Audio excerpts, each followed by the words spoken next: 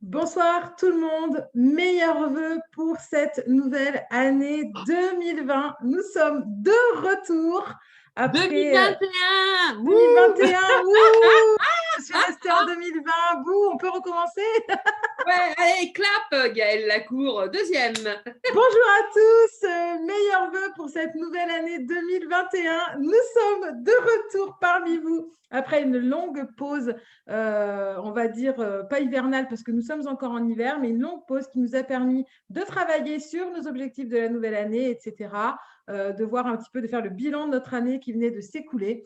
Et voilà, pour se lancer à corps perdu dans cette nouvelle année qui arrive. Pour ceux qui ne me connaissent pas, je me présente. Je m'appelle Gaëlle Lacour, j'ai 43 ans, j'habite à côté de Cahors dans le Lot. Je suis praticienne enseignante en médecine holistique et je fais du marketing de réseau dans plusieurs catégories différentes parce que j'aime tellement ça que je fais plusieurs choses à la fois.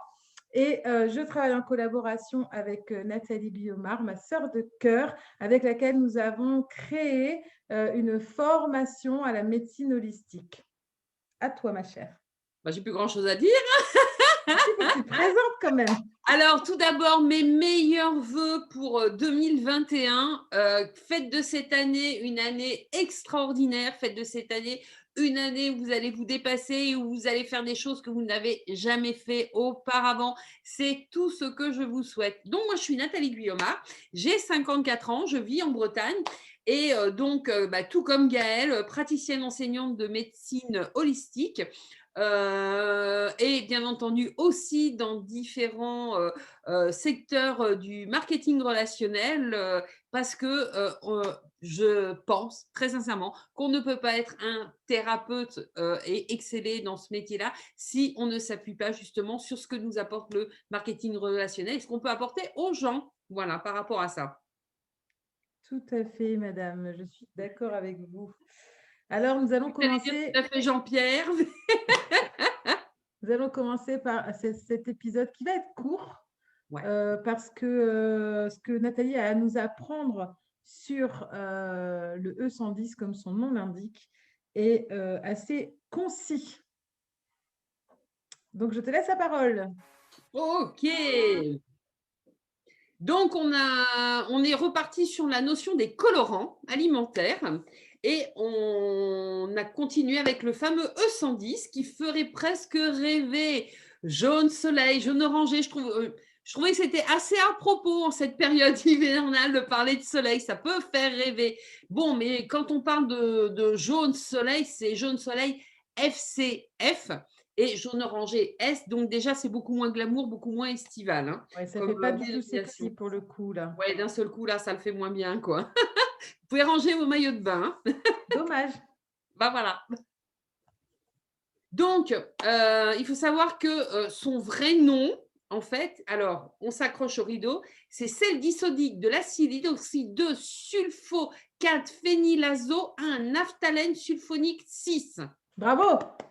Même en essayant de juste le lire sans le dire, je n'ai pas réussi. Je me suis entraînée. C'est bien. Je me suis entraînée, voilà. Donc, en fait, derrière le E110 se cachent d'autres colorants qui sont l'orange E160B qu'on appelle Roku, le E111 orange CGN et le E160AI bêta-carotène de légumes. Mais il faut quand même savoir que c'est pas parce que c'est écrit bêta-carotène de légumes que ça vient de la carotte. C'est fait en usine. Hein. C'est du 100% chimique. Donc, c'est du faux bêta-carotène, en fait. C'est du faux bêta-carotène. OK. C'est de la fausse carotte. La C'est la fausse carotte du lapin. carotte. C'est la carotte du lapin crétin, quoi. On commence fort. Heureusement que ça va être court. Hein. Ouais. Alors, j'ai découvert ce que c'était qu'un colorant azoïque. D'accord. Donc, la première question que je me suis posée quand j'ai vu ça, je me suis dit, mais qu'est-ce que Donc, j'ai été fouillée et en fait, quand j'ai fait les documents, je me suis contentée d'un copier-coller parce que je pars du principe que quand quelque chose a été bien dit, je ne vais pas aller le travestir en y mettant ma patte. Quand c'est bien fait, c'est bien fait. C'est pas la peine de changer les choses. Et donc, j'ai trouvé ça sur Wikipédia, à qui je fais je fais preuve de discernement, mais il y a des choses sur lesquelles on peut leur faire confiance, surtout sur tout le volant de tout ce qui concerne la chimie. Alors, en fait, les composants azoïques, ce qu'il faut entendre, c'est que c'est des groupes azo reliés par deux noyaux benzéniques. À partir du moment où vous entendez benzène quelque part, pensez pétrole. Benzène, c'est pétrole derrière. Hein. Donc, c'est un produit qui vient du pétrole, ni plus ni moins. Donc, je repose la question, qui parmi vous serait prêt à aller, une fois qu'il a fait son plein, lécher la dernière goutte au bout du tuyau? Bah, personne. Ça. Non, je te vois arriver. Non, mais j'ai l'image et ça m'amuse beaucoup. Ben Je voilà. serais assez cinglée pour le faire, en fait. Donc, je me vois bien faire ça à la station essence. Et les gens, j'imaginais les gens en train de me dire, OK, on va aller chercher la camisole de force. Voilà. Ça va bien aller, quoi. Mm. Donc, il faut savoir que ce sont des composés qui sont insolubles, donc ça ne se mélange pas à l'eau. Donc, vous imaginez bien que dans notre corps, si ça ne peut pas se mélanger à l'eau, ça va faire des dépôts à droite et à gauche. Même Ils si on sont se secoue? composés à 60 Ah, pardon? Même si on se secoue? Oui, même si tu te secoues, quoi. Va pas nous faire un syndrome de Munchausen. Parce qu'alors là, donc en fait, ce sont des composants qui sont utilisés dans la teinturerie, mais la teinturerie de tissu. Hein. On teint des tissus avec. Hein. Et en fait, il y a une opération qui est faite parce que c'est un colorant incomplet. On additionne des choses avec pour que justement, à la fin de la teinture, ça puisse se fixer à la fibre. Et en général, quand on parle du E110 dans l'industrie textile, on parle du naphthol 2. Donc, on n'est vraiment pas dans quelque chose de très, très glamour, hein, en fait. Hein. Et les pigments azoïques sont aussi utilisés dans la peinture, celle que vous mettez sur les murs, sur les voitures et tout ça. Voilà. Ça, par contre, on peut lécher les murs, non? Si ça te fait plaisir. Mais là aussi, on te voit lécher un mur, il y a de fortes chances que tu entendes la sirène. Hein. Ah ouais? Ouais. Mais pas Les gens celle sont pas drôles. Je trouve que les gens sont pas drôles. Mais pas la sirène du Mississippi. Hein. Oui, non, j'ai bien compris.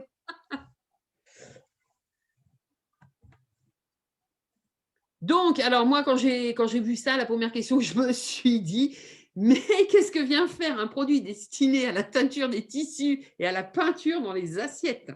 D'accord? Et qui a eu cette idée? Gaëlle a changé le mot. Je m'attendais à ce que tu réagisses. Elle avait écrit à la CXX. Voilà. J'avais mis XX quand même, j'avais censuré, hein, en fait. Donc moi, j'ai mis un autre terme. Voilà, un plus voilà. Comme si je mettais un bip. Voilà. C'est ça, il faudrait mettre des bips. Donc, on va le trouver dans quoi? Dans les yaourts aromatisés, ceux qui sont un petit peu jaunes, orangés, vous savez, un peu sympas, là, qui plaisent bien. Dans certaines charcuteries, on va le trouver dans les confiseries, surtout les confiseries. OK? On va le trouver dans la moutarde. Pourquoi la moutarde est aussi jaune? Ben voilà, cherchez pas midi à 14h. On va le trouver dans différents types de sauces. Hein, les BRSA, donc les BRSA, je vous rappelle que ce sont les boissons rafraîchissantes sans alcool, le soda. Donc, on a changé son nom pour que ça fasse moins peur. On se dit, oh, dans le BRSA, il n'y a pas de sucre. Non, mais si. Voilà. Et on va le trouver dans les boissons alcoolisées, ce qui va donner cette teinte un peu rouge ou orangée. Et dans nos chers amis, les chewing-gums. Moi, je ne sais pas toi, mais moi, ça m'a donné faim tout ça, non? Tu as peut-être une petite roue de vélo qui traîne. Je vois.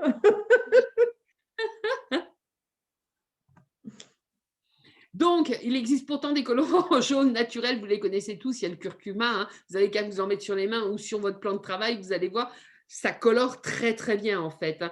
Et justement, les tenues traditionnelles en Asie sont teintées au curcuma, hein, tellement c'est efficace. Le pissenlit, plus proche de chez nous, est un excellent agent de teinture.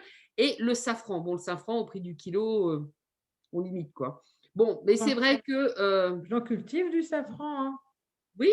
Bon, je ne suis pas prête de me faire une robe, mais bon. Voilà. Ou te gagner 10 000 € avec. Parce qu'il leur faut beaucoup, hein, des petits pistils, hein. Ouais, ouais, je Et sais. donc, ouais, je crois que c'est 14 000 €, enfin, à une époque, c'était 14 000, à l'époque où j'en achetais moi pour, mettre dans le miel, je le payais 14 000 € le kilo, hein. Oui, moi, c'est pour ça que j'en ai, en fait. Je le vends pas, c'est pour Voilà, moi. voilà. Consommation per Monsieur le gendarme, c'est pour ma consommation personnelle. Oui, mais c'est pas interdit encore le safran en haut. Pas encore. Hein? Bon. Peut-être que d'ici peu de temps, à la place du E110, voilà. Bon, mais c'est vrai que ça coûte le E110, vous vous doutez bien que ça coûte nettement moins cher que, tous les colorants naturels, hein. Donc, il faut savoir qu'il y a eu quand même quelques études qui ont été faites sur ce produit et en particulier concernant l'hyperactivité des enfants. Parce qu'on a remarqué que le E110 associé au benzoate de sodium, le E211, qu'on trouve très fréquemment, c'est un couple qu'on trouve très fréquemment dans les bonbons, et ben justement, ça a entraîné chez les enfants de l'hyperactivité et des troubles de l'attention. Tiens donc, Voilà. on y revient. Bah, bien sûr. On en a déjà parlé dans un épisode de ça, non? Exactement sur le dernier avec le bleu brillant PCF, Des Schtroumpfs. les Schtroumpfs. Donc, que vous Exactement. mangez, bah, en fait, que vous mangiez du Schtroumpf ou du nounours, voilà. C'est même combat, en fait, hein. D'accord. Ouais. Je passe? Oui, tu peux passer. OK. Donc, il faut savoir que par rapport à ça, il y a une information obligatoire qui est peut avoir des effets indésirables sur l'activité et l'attention des enfants. Eh, on peut pas dire qu'on n'a pas été prévenu. Exactement. On ne peut pas dire qu'on n'a pas été prévenu parce que Sauf que non. c'est écrit tout petit et que personne ne le lit, en fait. Exactement, et je dirais même ce qui est dramatique, c'est que on le sait, mais on ne l'interdit pas. Donc, sous couvert, moi je vais être cash, hein, sous couvert de protéger, l'économie industrielle, même si ça doit détruire la santé des enfants, on met juste une petite, tout petit sur le paquet de bonbons, le truc que personne ne va aller regarder.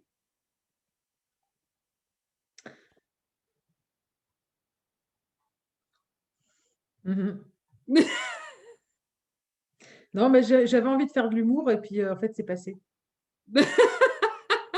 J'avais envie de te traiter de conspirationniste pour, rigoler Non, un mais peu, puis mais là, dans ces cas-là, moi, à partir du moment où ça touche les gamins, il y a pas de souci, hein, on peut me traiter de tout ce qu'on veut, moi je m'en fous, j'assume pleinement, quoi, hein. c'est clair. Je trouve ça, Non, non, c'est clair. excusez-moi, mais pour moi, c'est du crime organisé, hein, et légalisé, hein. C'est du crime organisé et légalisé. J'ai pas peur de le dire. S'il y en a qui le voient, qui viennent, je le répéterai devant n'importe qui, voilà. Même devant Manu, s'il le faut, il y a pas de souci, hein. Mais non, parce que c'est marqué dessus, c'est à toi de prendre la responsabilité de lire.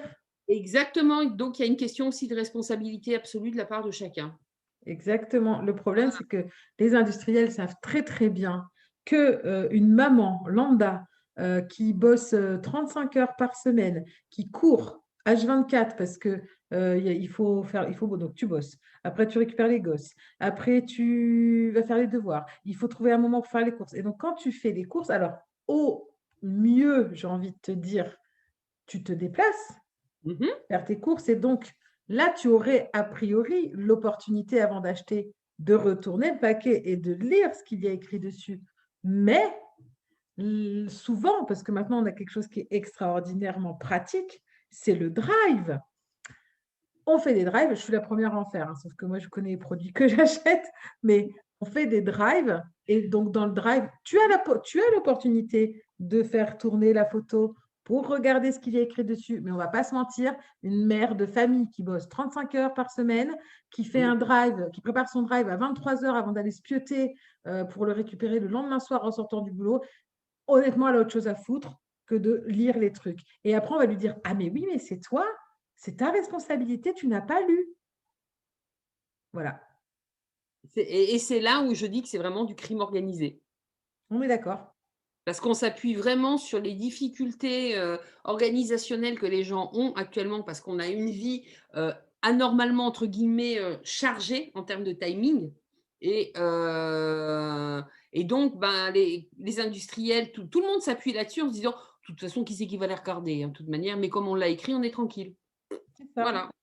ni plus ni moins. On est d'accord. Ouais. Faut appeler un chat un chat, hein. Bon, il faut savoir aussi que le E110 provoque des réactions allergiques. C'est toutes les personnes qui sont intolérantes aux salicilates. Et il y en a quand même beaucoup de gens qui sont intolérants à donc les salicilates, c'est tout ce qui est dans l'aspirine, certaines baies et certains fruits donc, hein. Donc, mais la chose a été évoquée, mais il n'y a pas eu vraiment de grosses études menées par rapport à ça. Et comme souvent dans ces cas-là, les études, on essaye de les mettre un petit peu sous le tapis, quoi, hein. Mm. Il y a bien entendu, concernant tout ce qui est génotoxique, donc génotoxique, je vous rappelle, c'est ce qui va détruire votre ADN. Donc, il y a des études qui sont bien entendu contradictoires. Idem pour tout ce qui est des phénomènes cancérigènes liés justement à l'usage de cet additif, le 110. Et bon, pour nous protéger, l'Europe a quand même revu à la baisse les seuils d'utilisation maximale de cet additif dans l'alimentation. Mais ce qui est étonnant, c'est quand même que c'est un produit qui a été interdit en Norvège, en Finlande et en Suède. Mais il faut quand même remettre les choses dans leur contexte. C'est des pays qui ont une politique qui promeut vraiment les enfants à tout point de vue, quoi, et la santé, la sécurité, l'éducation des enfants, etc. C'est des pays qui ont une politique qui est vraiment très axée sur la protection de l'enfance. Alors, moi, j'aimerais qu'on fasse une petite parenthèse là maintenant sur le terme génotoxique, terme que je ne connais que depuis que nous faisons cette série La mort dans l'assiette et que Mm. je suppose plein de personnes ne connaissaient pas avant de l'entendre ce soir ou lors d'un précédent live. Moi, ça m'effraie. Je trouve ça effarant, en fait, que l'on puisse créer des choses que l'on va ingérer, qui sont capables de modifier notre séquence génétique. Je voudrais que les amis qui êtes là, ou qui nous voyez en replay, peu importe, que vous preniez une minute pour réfléchir à ça. Parce que là, ça, on ne l'invente pas, hein. Ce que Nathalie nous dit, elle ne l'invente pas, elle le trouve. Vous pouvez tous aller taper ça sur Internet, aller vous renseigner, aller lire des études, des choses qui parlent de ça. Mais il y a un moment donné, on vit dans une société qui fabrique des produits qui modifient la séquence génétique humaine.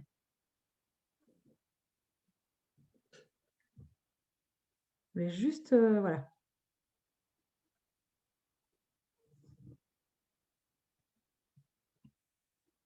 Ça fait rêver.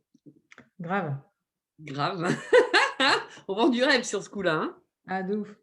Je pense qu'on va se faire plein d'amis en plus. Ah ouais, moi j'adore les amis. Moi aussi. Depuis le temps, je commence. Moi j'ai l'habitude, hein. Ouais, moi c'est pareil. De toute façon, j'aime bien vivre dans une grotte, donc c'est pas un problème. Voilà, c'est parfait. Donc voilà. Mais c'est vrai que c'est un vrai sujet de réflexion. C'est moi j'ai déjà raconté cette anecdote, mais je vais quand même la répéter. J'ai travaillé en tant qu'infirmière dans l'industrie agroalimentaire. C'est moi qui ai décidé de partir et le jour de mon départ, pourtant c'est une entreprise, ils me connaissaient puisque j'ai été embauchée sur le critère justement de ma franchise. J'ai été embauchée par le patron parce que j'étais capable de lui dire que si un jour j'avais à lui dire merde, je lui dirais merde. Et il m'a embauchée pour ça. Donc il est venu me poser en partant la question, qu'avez-vous retenu de votre expérience? Je vous promets, tu la connais. J'adore cette anecdote. Et je lui ai répondu que vous êtes le premier, main dans la main avec l'industrie pharmaceutique, le premier meurtrier de la planète. C'était un très grand Suisse, très erratique. Il m'a regardé et j'ai vu passer dans son regard le désespoir du mais je suis vraiment con de lui avoir posé la question. J'ai vécu un grand moment de solitude grâce à toi. C'est exactement ça. Moi, j'étais très contente de moi, par contre. Et c'est une réalité. C'est une réalité. Ne rêvez pas. L'industrie agroalimentaire ne vous veut pas de bien. Ne rêvez pas. Non, ils ne sont pas là pour ça. Ils ont autre chose à faire. Ils sont là pour faire de l'argent, Nathalie. On ne peut pas, enfin, on ne peut pas. Si, on peut en vrai. On peut faire de l'argent et vouloir du bien aux gens. Mais ce que je veux dire, c'est que dans l'esprit de ces personnes, C'est pas compatible. Non, c'est pas compatible dans Prenons la les vie. premiers responsables et je vais encore parler de notre pote Coluche parce que nous, on fait ça en fait. Concrètement, notre série, on l'a fait là. Il y a peut-être qui se disent qu'on est des bouffonnes. Concrètement, je m'en tamponne le coquillard. J'aime bien cette expression, vieille comme Hérode. Mais honnêtement, les amis, vous avez le droit. Vous avez le droit de ne pas savoir. La première fois que vous voyez des renseignements de cet ordre-là, personne ne vous accuse. Vous avez le droit de ne pas savoir puisqu'on vous entretient, on vous élève dans cette ignorance. Mm. On nous élève dans cette ignorance. Par contre, à partir du moment, et là c'est là qu'on parle de responsabilité absolue, à partir du moment où vous avez entendu parler de quelque chose de bizarre, c'est de votre responsabilité, d'une part, de ne pas nous croire sur parole, mais d'aller faire vos propres recherches et de vous renseigner sur les choses dont on parle, parce qu'on peut se planter, on n'est pas la science infuse. Donc, avant de nous traiter de super intelligente ou de bouffonne profonde, allez faire votre propre avis sur ce dont on parle et allez voir, voilà, découvrir les choses. Mais à partir du moment où vous rentrez dans ça, vous rentrez dans ce cercle vertueux de la connaissance.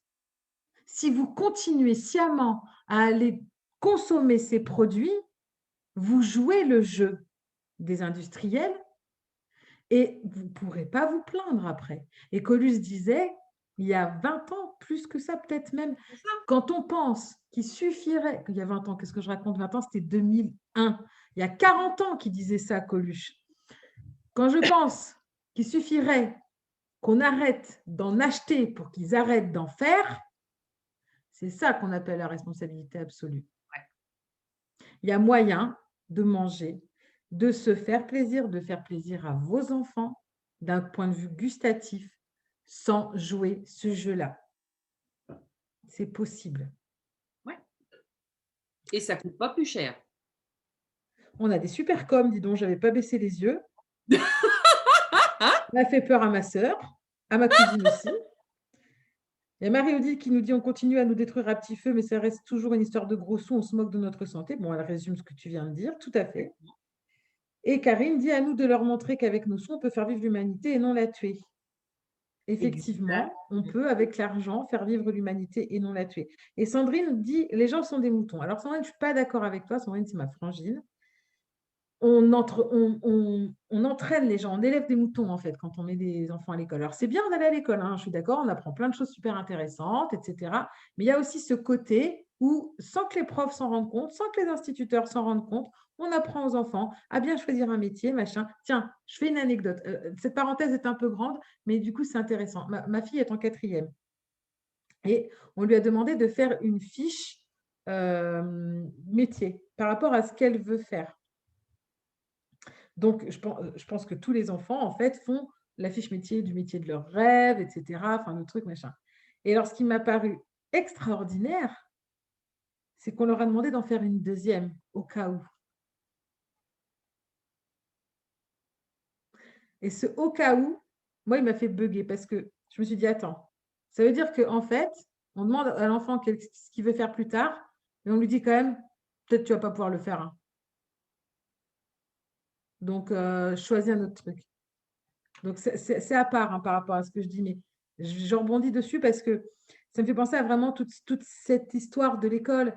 Si vous avez des enfants qui sont en primaire, je crois que c'est en CE1, si je ne dis pas de bêtises, où on demande aux enfants de faire un petit déjeuner parfait. C'est un exercice. Et on leur demande de faire le petit déjeuner idéal. Mais moi, il m'a fait pleurer, le petit déjeuner idéal. Et ma fille, elle m'a même dit, et donc ça date, hein, parce qu'elle est en 4e, pour vous dire, elle m'a même sorti à cette époque-là. Maman, je suis embêtée parce que si je dis ce que toi tu dis, ben, je vais avoir une mauvaise note.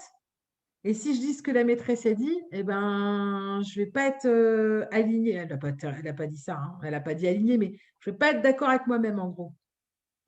Donc, il a fallu que j'apprenne à ma fille à rester droite dans ses bottes à l'intérieur tout en jouant le jeu de la maîtresse à l'extérieur.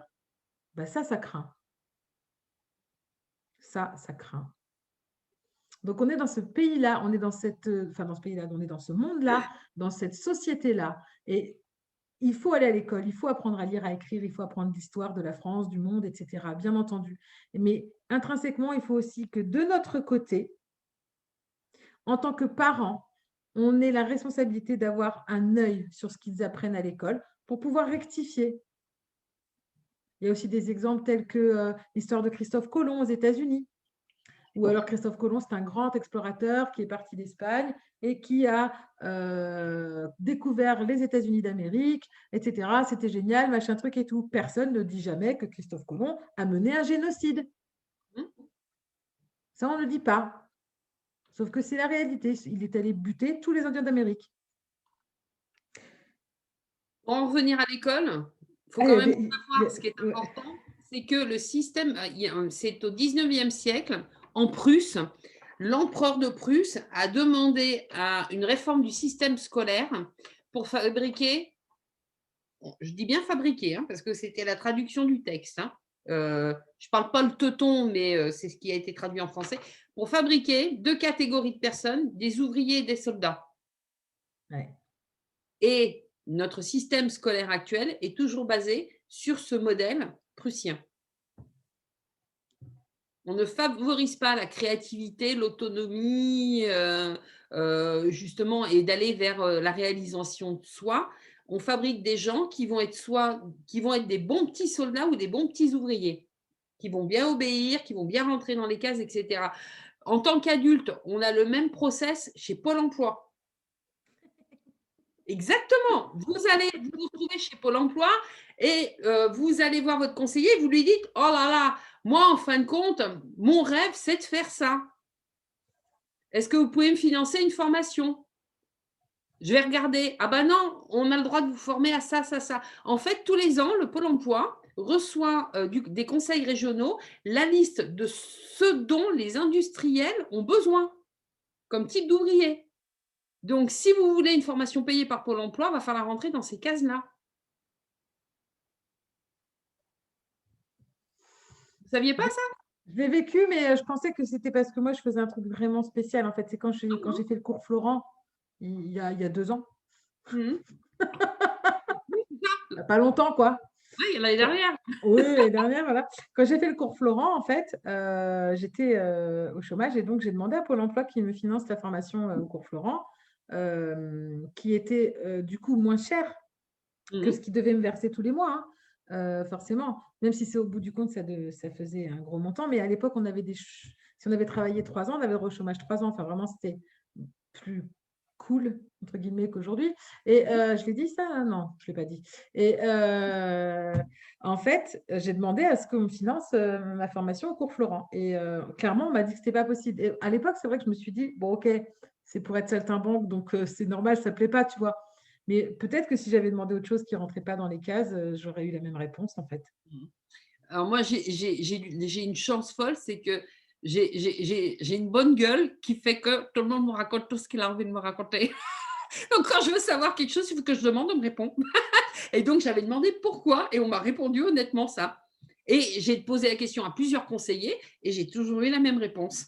Donc, quand on a plusieurs fois la même réponse, on sait que l'information est juste, hein. On peut s'imaginer effectivement qu'elle est bonne. Je reviens vite fait et puis on va fermer la parenthèse parce que du coup, on a dit que ce serait pas long, mais on ne sait pas faire ça. Sur l'histoire des menus à l'école. Et Sandrine, en fait, donc c'était il n'y a pas longtemps pour mon neveu Émile, elle dit qu'ils avaient fait 2 menus, en fait, 2 versions. La version pour la maîtresse et la leur, en fait. Et je pense qu'effectivement, c'est une bonne solution pour ne pas s'attirer d'ennui à l'école quand on n'est que en CE1, c'est un peu trop tôt pour avoir des problèmes. Après, quand on est au lycée, c'est différent, on peut en avoir.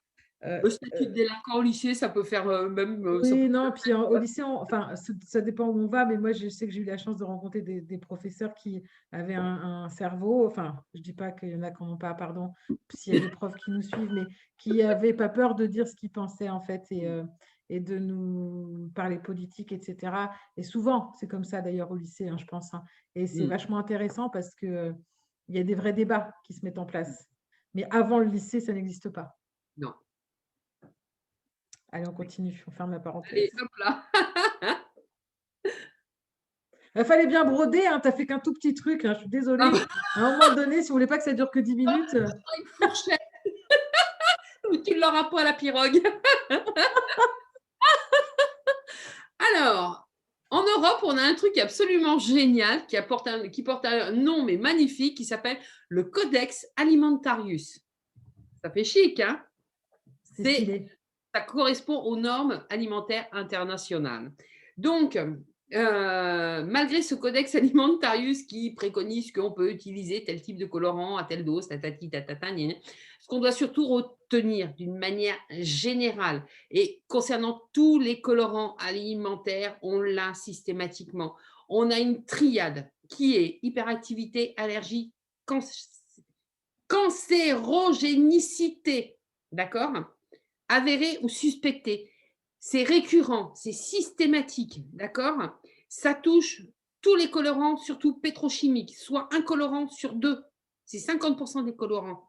Donc, CQFD, il ne faut pas chercher midi à 14 heures. Il y a un colorant, on ne mange pas.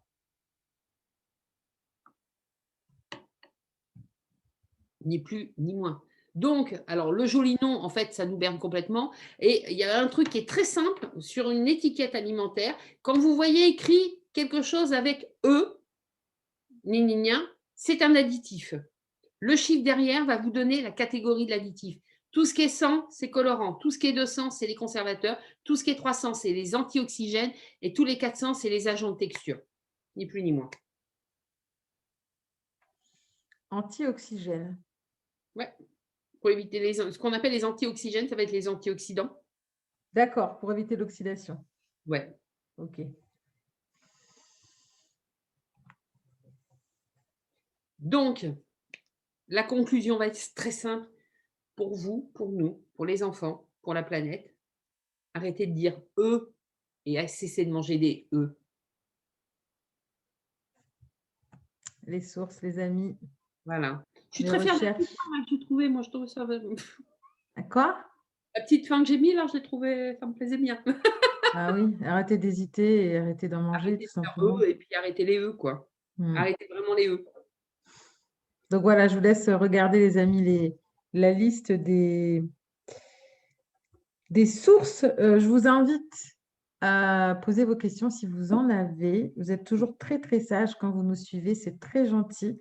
Mais nous sommes disposés à répondre à vos questions, quelles qu'elles soient.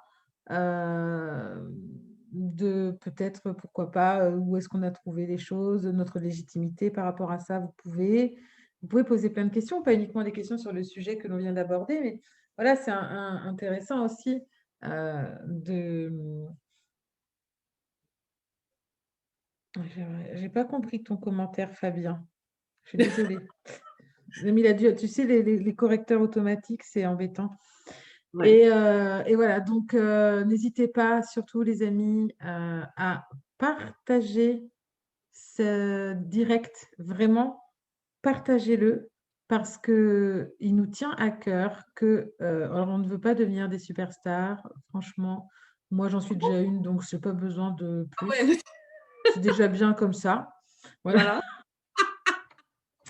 Non, vraiment, on nous tient à cœur d'informer un max de personnes. On fait ces recherches pour cela. On ne les fait pas juste pour faire des lives et nous Non. montrer 2 mercredis par mois sur Facebook. Nous avons créé une chaîne YouTube. Pareil, on ne l'a pas créée pour faire de l'argent parce qu'on sait très bien qu'avant de faire des 1000 vues et tout bastringue, ça va être compliqué. Puis en plus, moi, je ne sais pas du tout comment faire de la com avec YouTube. Donc, ma chaîne ne ressemble pas aux chaînes qui sont hyper populaires, mais on s'en moque. Ouais. Il est important pour nous que on se dit plus il y a de gens qui sont abonnés à la chaîne et plus on va toucher de personnes. Voilà, une personne de plus qui est abonnée, c'est une personne de plus qui est touchée. Une personne qui va regarder ce live, le liker, mettre un hashtag replay, c'est une personne de plus qui a été touchée par notre message. Nous avons fait 10 épisodes de La mort dans l'assiette. Nous sommes au 6e, donc il en reste encore 7, 8, 9, 10. 7, 8, 9, 10, 4. J'ai du mal un peu. Il reste encore 4.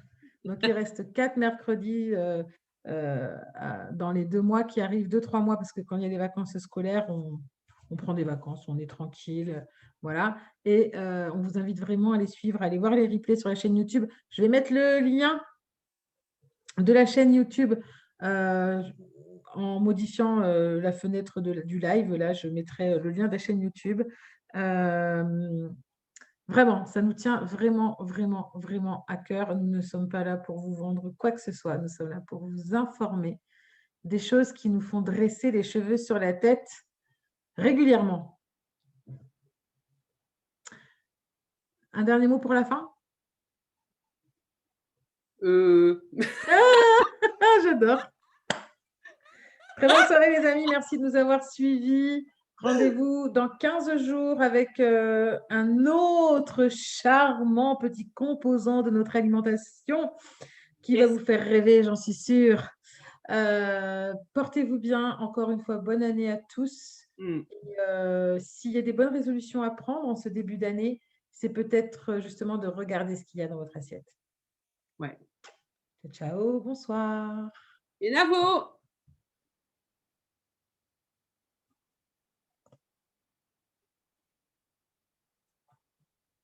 Je suis désolée, je ne suis pas partie encore parce que j'ai perdu le... Et on essaye de rester stoïque. Si, c'est ça, c'est... Ah, ça y est, j'ai trouvé. Bonsoir. Bonsoir. Attends, parce que maintenant, il faut que j'arrête l'enregistrement. Parce que sinon, sur YouTube, ils vont continuer à nous regarder. Coucou les gens de YouTube. Et puis genre... Bonne soirée tout le monde.